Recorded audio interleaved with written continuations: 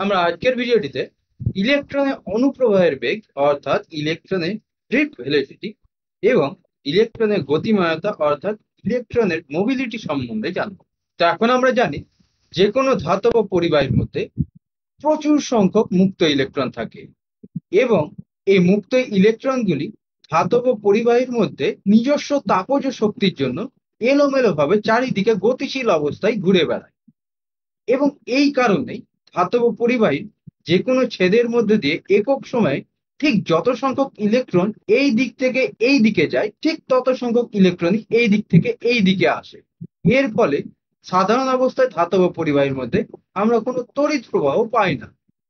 কিন্তু এখন যদি এই ধাতব পরিবাহীটিকে একটি পরিবাহী তার দ্বারা একটি তড়িৎ কোষের সাথে যুক্ত করা হয়, তাহলে এই ধাতব পরিবাহীটির মধ্যে একটি তড়িৎ ক্ষেত্রের সৃষ্টি হবে এবং তার অভিমুখ হবে ধনাত্মক প্রান্ত থেকে ঋণাত্মক প্রান্তের দিকে।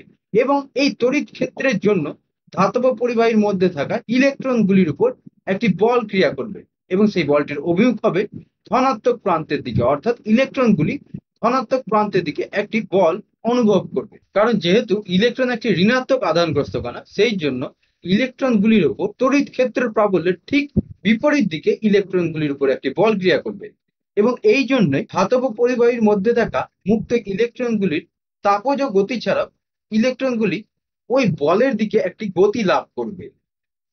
অর্থাৎ এই ধাতব পরিবাহীর মধ্যে মুক্ত ইলেকট্রনগুলি এখন দুটি গতি, একটি হচ্ছে তাপজ শক্তির জন্য এলোমেলোভাবে ইলেকট্রনগুলি ঘুরে বেড়াবে এবং তার সঙ্গে সঙ্গে এই তড়িৎ ক্ষেত্র প্রাবল্যের জন্য ধনাত্মক বিভবের দিকে তার একটি গতি থাকবে।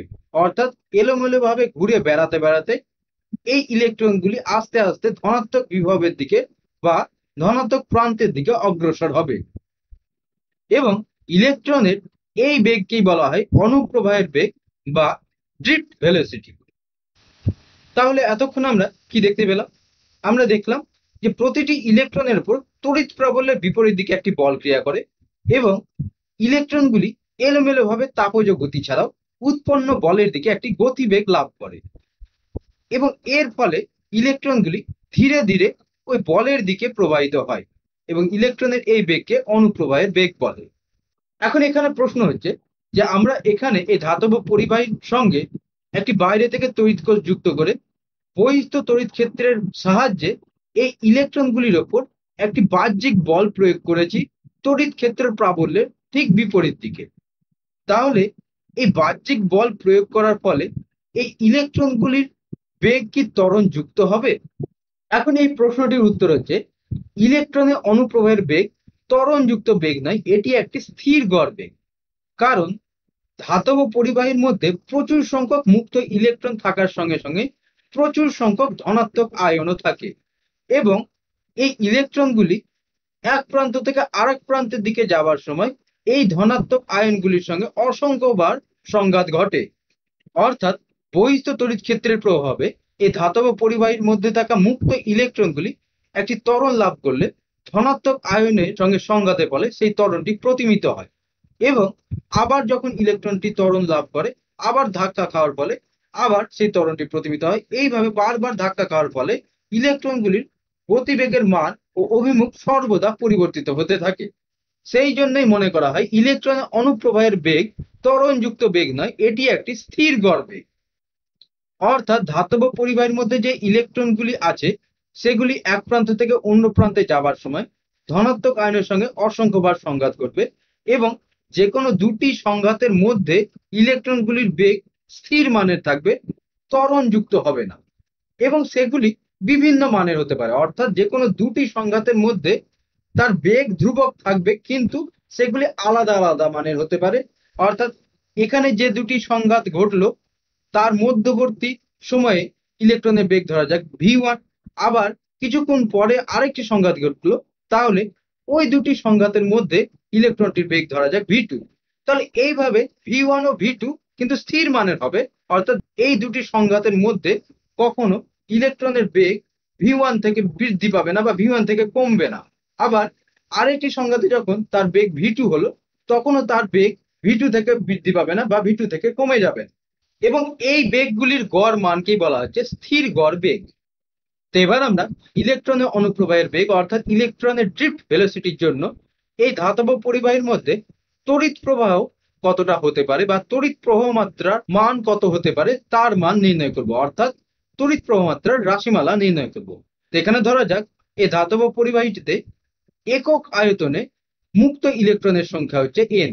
যদি এসআই এককে হয় তাহলে 1 মিটার কিউবে মুক্ত ইলেকট্রনের সংখ্যা হচ্ছে এন সংখ্যক, এবং ইলেকট্রনের অনুপ্রবাহের বেগ আমরা ধরে নিয়েছি ভি মিটার পার সেকেন্ড। তাহলে খুবই ক্ষুদ্র ডিটি সময়ে এই ইলেকট্রনগুলি যে পরিমাণ দূরত্ব অতিক্রম করবে তার মান হচ্ছে এল সমান ভি ইন্টু ডিটি, অর্থাৎ বেগ গুণিত সময়। এখন যেহেতু ইলেকট্রনগুলি এই তড়িৎ ক্ষেত্রের প্রভাবে ধাতব পরিবাহী দৈর্ঘ্য বরাবর দূরত্ব অতিক্রম করছে, তাহলে এই ডিটি সময়ে ইলেকট্রনগুলি এল পরিমাণ দৈর্ঘ্য অতিক্রম করবে। এবং আমরা এখানে ধরে নিচ্ছি এই ধাতব পরিবাহীটি প্রস্থচ্ছেদের ক্ষেত্রফল হচ্ছে এ।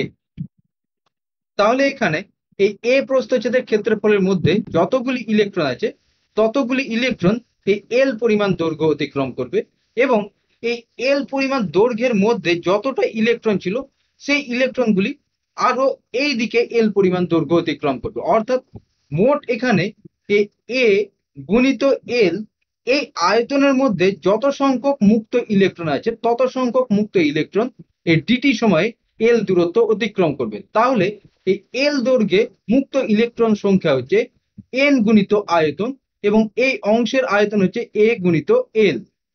তাহলে এন গুণিত এ এল, অর্থাৎ এখানে এই ধাতব পরিবাহীর প্রতিটি অংশে ডিটি সময়ে এন এ এল সংখ্যক মুক্ত ইলেকট্রন এল পরিমাণ দৈর্ঘ্য অতিক্রম করছে বা দূরত্ব অতিক্রম করছে, অর্থাৎ এইখানে এন এ এল সংখ্যক মুক্ত ইলেকট্রন এল পরিমাণ দূরত্ব অতিক্রম করছে, আবার এইখানে এন এ এল সংখ্যক মুক্ত ইলেকট্রনগুলি এল পরিমাণ দৈর্ঘ্য অতিক্রম করছে বা দূরত্ব অতিক্রম করছে, আবার এখানে যে ইলেকট্রনগুলি আছে তার মধ্যে এন এ এল সংখ্যক মুক্ত ইলেকট্রন দূরত্ব অতিক্রম করছে এল পরিমাণ।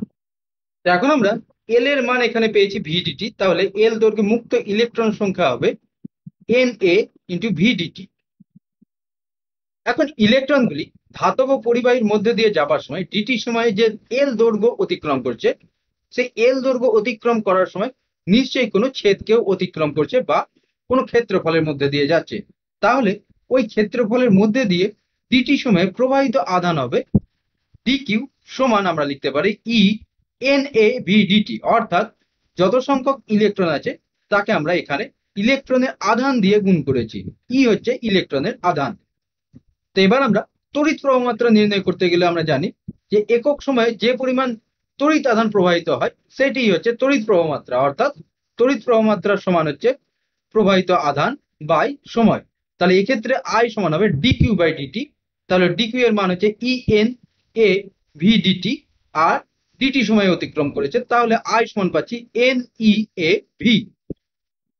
তাহলে এটাই হচ্ছে ইলেকট্রনের ড্রিফট ভেলোসিটির জন্য তড়িৎ প্রবাহ মাত্রার রাশিমালা, এবং এখান থেকে আমরা প্রবাহ ঘনত্বের রাশিমালাও নির্ণয় করতে পারি। প্রবাহ ঘনত্ব হচ্ছে একক ক্ষেত্রফলের মধ্যে দিয়ে তড়িৎ প্রবাহ মাত্রার পরিমাণ। তাহলে প্রবাহ ঘনত্ব যে সমান হচ্ছে আই বাই এ, এবং এখান থেকে আমরা যে সমান পাচ্ছি এন ই ভি, এবং এসআই পদ্ধতিতে প্রবাহ ঘনত্বের একক হচ্ছে অ্যাম্পিয়ার পার মিটার স্কোয়ার। এবার আমরা জানবো ইলেকট্রনের গতিময়তা অর্থাৎ ইলেকট্রন মোবিলিটি সম্বন্ধে। তো এখন আমরা এখানে এই ধাতব পরিবাহীর সঙ্গে পরিবাহী তার দিয়ে একটি তড়িৎ যুক্ত করার ফলে এই ধাতব পরিবাহীর মধ্যে একটি তড়িৎ ক্ষেত্রের সৃষ্টি হয়েছিল, এবং এই তড়িৎ ক্ষেত্র সৃষ্টি হওয়ার ফলে ইলেকট্রনগুলির অনুপ্রবাহের বেগ দেখা গিয়েছিল। এখন এখানে যদি তড়িৎ ক্ষেত্রের মান অর্থাৎ তড়িৎ ক্ষেত্রের প্রবলের মানকে একক পরিমাণ করা হয়, তার ফলে এই ইলেকট্রনগুলি যে অনুপ্রবাহের বেগ লাভ করবে সেটি হচ্ছে ইলেকট্রনের গতিময়তা বা ইলেকট্রন মোবিলিটি। অর্থাৎ ইলেকট্রনের গতিময়তা বা ইলেকট্রন মোবিলিটি হচ্ছে একক তড়িৎ ক্ষেত্রে ইলেকট্রনটির অনুপ্রবাহের বেগের পরিমাণ, এবং এটিকে মিউ দ্বারা প্রকাশ করা হয়। তাহলে ই তড়িৎ ক্ষেত্রের মধ্যে যদি কোনো ইলেকট্রনের অনুপ্রবাহের বেগ ভি হয় তাহলে মিউ সমান হবে ভি বাই ই। তাহলে এখানে ভি সমান পাচ্ছি মিউ ই। এখন তড়িৎ প্রবাহ মাত্রা আই সমান পেয়েছিলাম এন ই এ ভি, তাহলে এখানে ভি এর মান বসালে আই সমান পাচ্ছি এন ই এ মিউ ই। তো এবার আমরা এই বিষয়গুলির উপর একটি অঙ্ক করব। এখানে এই প্রশ্নটিতে বলা হয়েছে 0.1 মিটার দীর্ঘ একটি পরিবাহীর দুই প্রান্তে 5 ভোল্ট বিভব পার্থক্য প্রয়োগ করা হলে এর মধ্যে ইলেকট্রনের অনুপ্রবাহের বেগ 2.5 ইন্টু 10⁻⁻4 মিটার পার সেকেন্ড হয়। ইলেকট্রনের গতিময়তা কত? তাহলে এক্ষেত্রে পরিবাহীর দৈর্ঘ্য বরাবর তড়িৎ ক্ষেত্রের প্রাবল্য ই সমান হচ্ছে ভি বাই এর, অর্থাৎ বিভব পার্থক্য বাই পরিবাহীর দৈর্ঘ্য। তাহলে এখানে বিভব পার্থক্য হচ্ছে 5 ভোল্ট এবং পরিবাহীর দৈর্ঘ্য হচ্ছে 0.1 মিটার। তাহলে এখানে আমরা ই সমান পাচ্ছি 50 ভোল্ট পার মিটার। তাহলে ইলেকট্রনের গতিময়তা মিউ সমান হচ্ছে ভি বাই ই। ভি হচ্ছে এখানে ইলেকট্রনের অনুপ্রবাহের বেগ, ই হচ্ছে তড়িৎ ক্ষেত্রের প্রাবল্য। ভি এর মান হচ্ছে 2.5 ইন্টু 10⁻⁻4 মিটার পার সেকেন্ড, ই হচ্ছে 50 ভোল্ট পার মিটার। তাহলে মানগুলি বসাবো। তাহলে এখানে আমরা মিউ সমান পাচ্ছি 5 into 10⁻⁻6 metre square per volt per second.